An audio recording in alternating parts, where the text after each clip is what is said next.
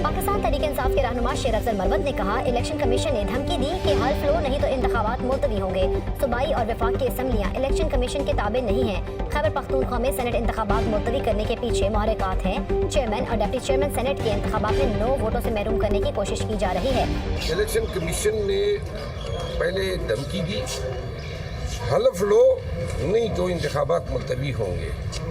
तो provincial assembly या मरकज़ federal की असम्बली को ये मुकन्ना है, ये इलेक्शन कमीशन के ताबे जो उन्होंने ये इलेक्शन मुलतवी किए, इसके पीछे मुहर्रिक ये हैं कि चेयरमैन और डिप्टी चेयरमैन के इलेक्शन हो रहे हैं सेनेट के, और ये हमारे 9 वोट बनते थे पाकिस्तान तहरीक इंसाफ के। अगर हम चेयरमैन या डिप्टी चेयरमैन के लिए कंटेस्ट करते तो उसमें अब ये काउंट नहीं होंगे। वो वोटों से डिप्राइव करने के लिए उन्होंने यहाँ से मुलतवी किए। अब चेयरमैन और डिप्टी चेयरमैन का शेड्यूल आ जाएगा।